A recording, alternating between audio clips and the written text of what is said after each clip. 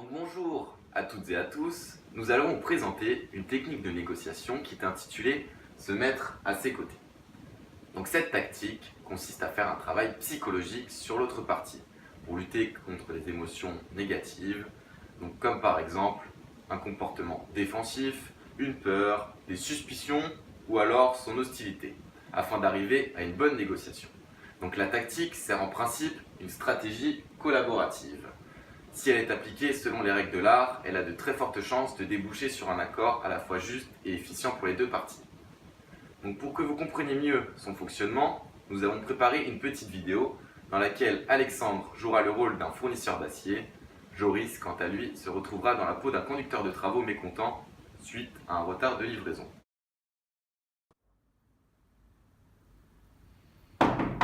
Oui, entrez. Ah, monsieur Roger. Bonjour. Comment allez-vous?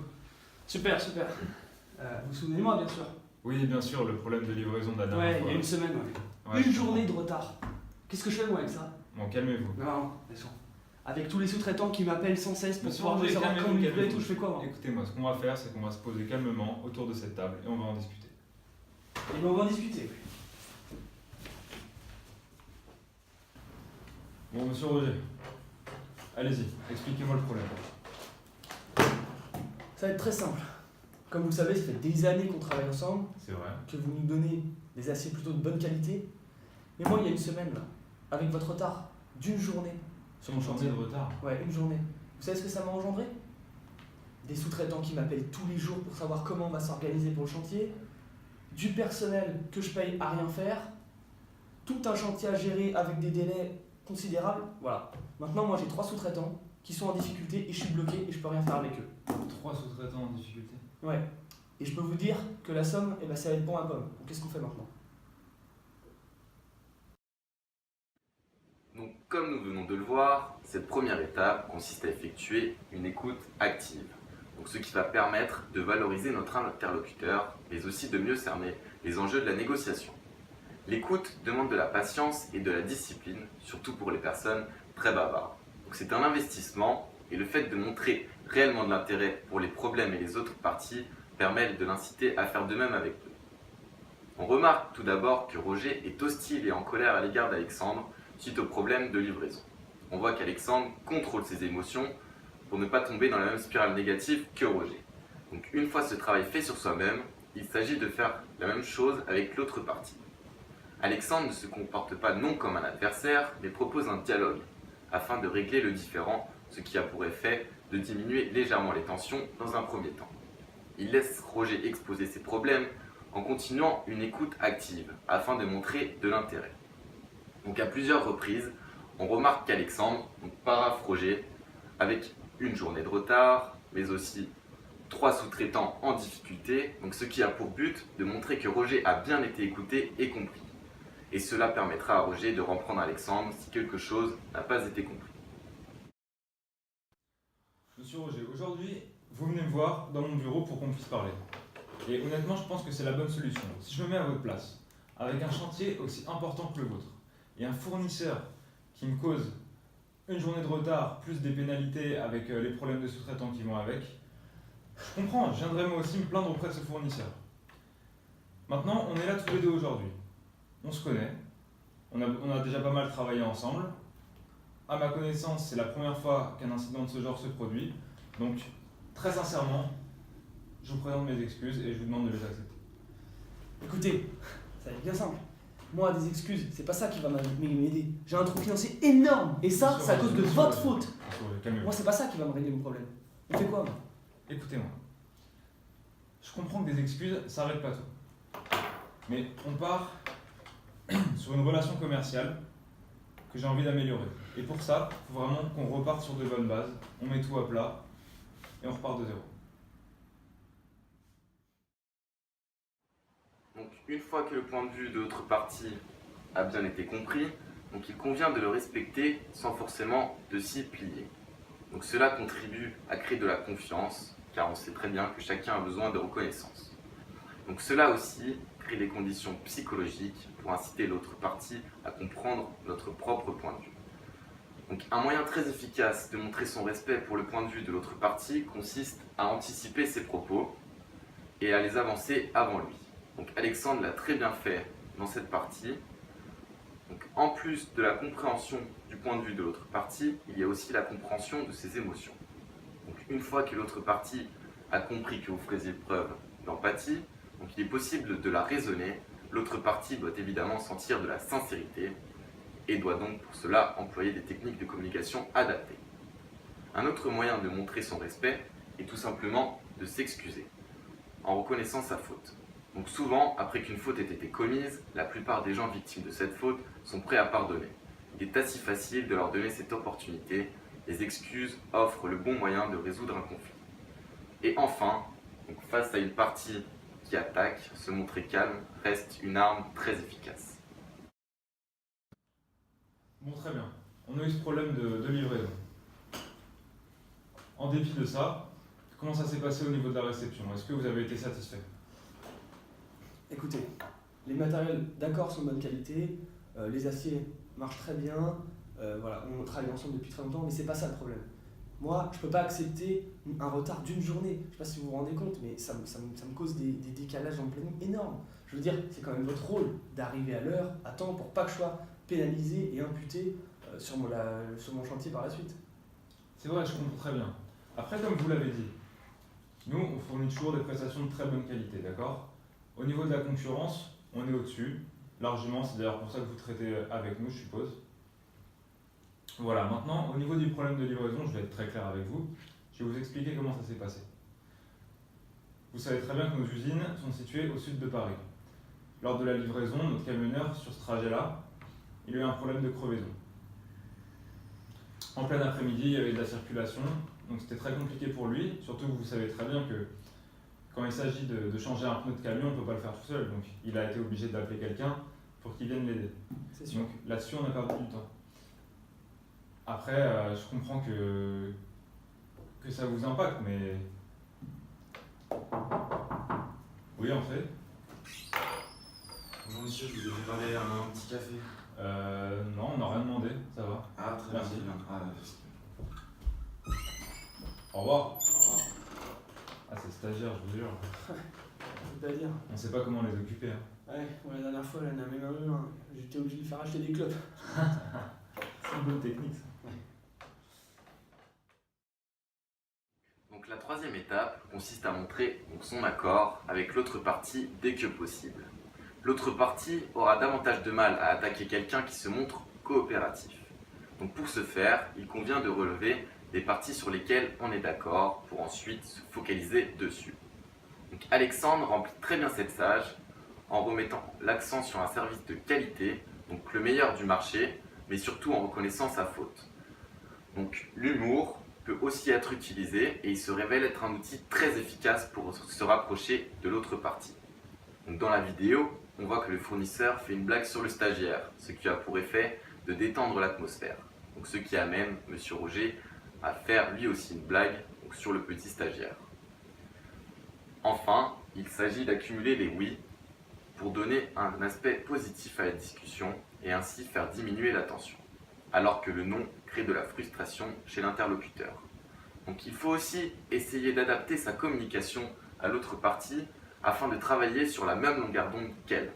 Enfin, Alexandre se montre très pédagogue donc dans l'explication du retard de livraison, donc ce qui a pour effet de minimiser la faute et ainsi de sensibiliser Roger sur l'imprévisibilité du problème.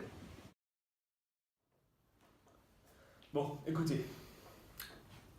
Apparemment, des retards dans la livraison, ça peut arriver, j'en suis conscient. Visiblement, là, c'était un problème de crevaison de pneus, si vous voulez. Et moi, j'ai vécu ça comme un manque de respect. Ça fait des années qu'on travaille ensemble et jamais il y a eu ce type de problème.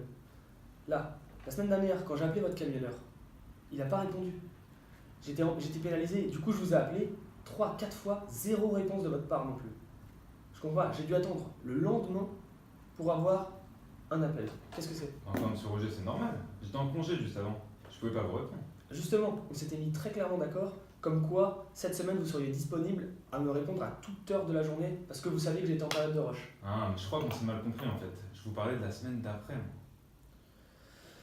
Bon, écoutez, vous êtes le client.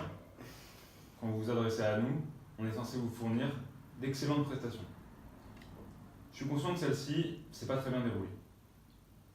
Après, bon, vous savez, nous on est un grand groupe, d'accord? On a fait 70 millions de chiffre d'affaires l'année dernière.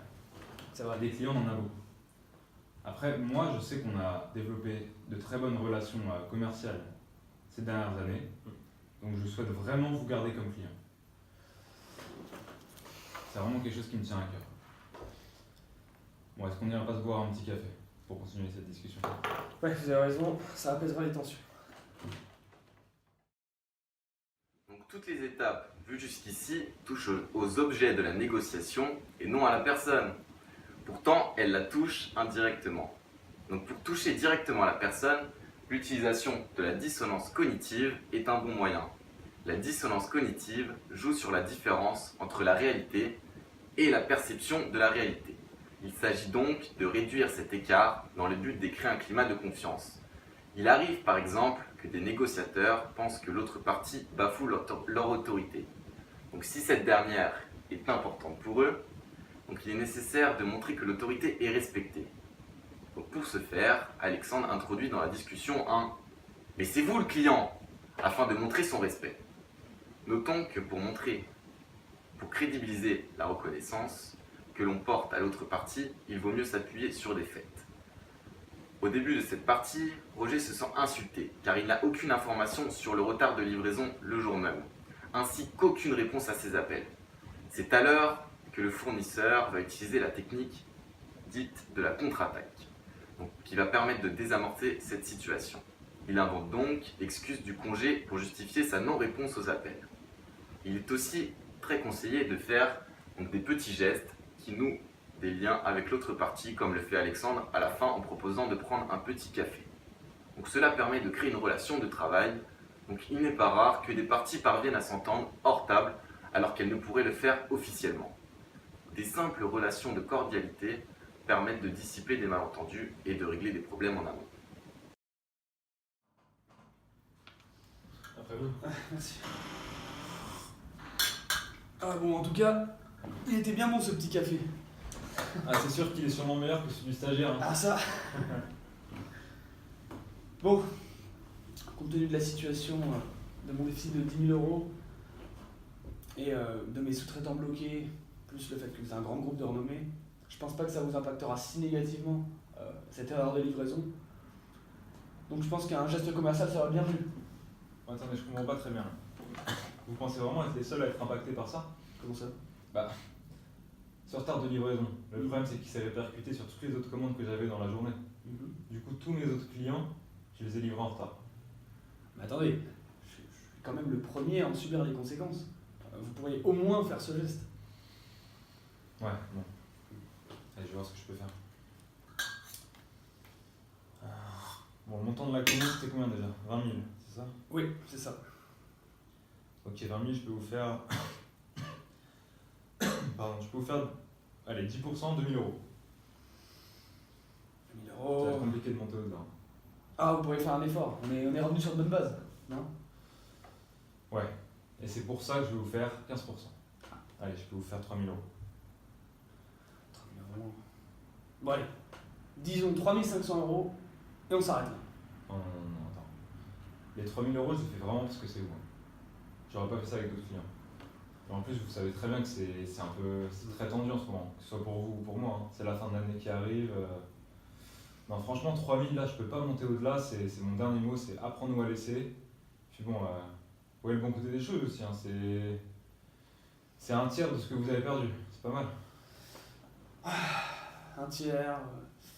Ouais, ça va être 3 000 euros. Ouais, c'est vrai. Bon, allez. Ouais, va pour 3 000 euros. Entendu? Entendu.